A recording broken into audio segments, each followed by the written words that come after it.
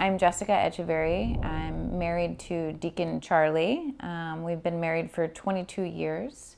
Jessica Echeverry is a devout Catholic, motivational speaker, author, and founder and executive director of a nonprofit organization that helps homeless families called Sophisa.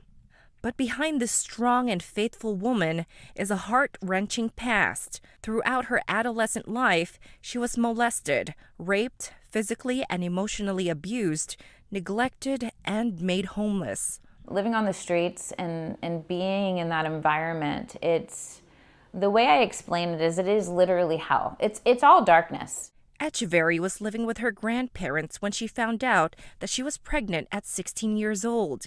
After learning that she was with child, her grandfather told her to leave the house. 16, that's when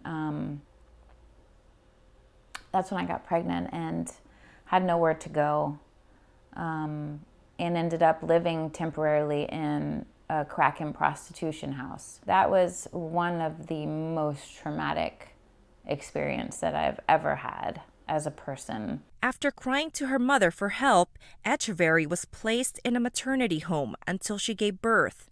But unfortunately, she and her newborn son were turned away by her family. And although her son ended up in the care of her then boyfriend's family, they had no place for her either. I was homeless on the streets. I spent my first night homeless at age 16, sleeping on the beach in Fort Lauderdale. While homeless, she was living a lifestyle of extreme poverty, exposed to drug making, sales, use, and abuse. At 18, she hit rock bottom after she had an abortion. So at 18, when I got pregnant, the voice in my head literally said, the best thing you can do for this child is to abort it. And I believed it.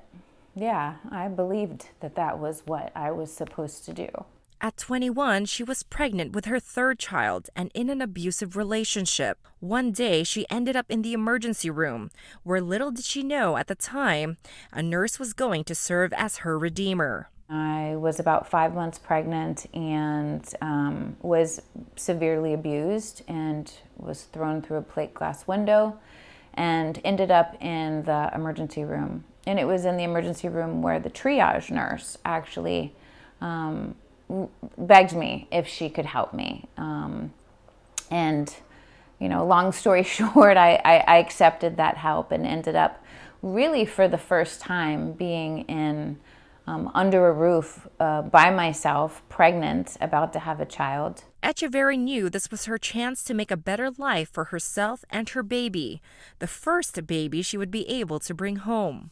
After giving birth to her daughter, she was able to find a job as an office temp. Then, after a couple of years, another blessing came her way. She met her husband, Charlie. He was that one healthy relationship, especially male relationship in my life, that allowed me to see my own dignity. Echeverry and her husband built a home together and welcomed 2 sons. They eventually moved from Florida to Los Angeles, where Echeverry felt another calling. When we first moved out to Los Angeles in 1999, we were driving by a park here in Santa Monica, and I saw the homeless. And I just heard in my heart, go back out there. She at first ignored those calls in fears of reliving those memories of when she was homeless. But she continued to feel that strong tug in her heart. I went back out there and I sat down and I started having conversations with all of the homeless that were in the park that day. That was how Sophisa started, creating friendships with the homeless. At the same time she was lending a hand to the needy, Echeverry was on the road to healing. I started reading about, Eastern spirituality and all these things and went on this journey. While her husband took their 3 children to Mass, she would go to a self-realization temple where she would meditate near a lake. There were these huge tapestries, and it was of all their prophets, of all kind of the deities they worshipped, right? And right in the middle of those tapestries was Jesus. I had a mystical experience. He came out of the tapestry like a hologram. He looks at me and he says, "Welcome. I'm glad you're here. I see you've met my friends." And then he said, "But you're searching for me.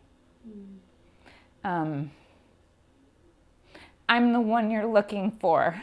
Echeverry fell to her knees and felt a sense of overwhelming fulfillment. That experience lit a fire in her. She started to join her husband for Mass and was very curious about the Catholic faith. In 2008, she became part of the church. Whatever she learned, she applied to Sofisa. So it was like all of this stuff was making sense now that I was bringing these two worlds together. We run Sofisa based on those three very important Catholic social principles and Catholic social teaching, which is the dignity of the human person, the principle of solidarity, and the principle of subsidiarity. Now, 25 years since its inception, Sofisa accompanies more than 90 families in all stages of housing instability. As for her faith journey, Echeverry is at a point in her life where she now prays for the ones who have wounded her. I hope and pray that when I die and hopefully I see Jesus' face, I see that my love for them was successful and that their lives were reconciled to God because I chose to love them in that way. Roselle Reyes, EWTN News In Depth. If you would like to learn more about Sofisa, you can go to the website at www.sofisa.org.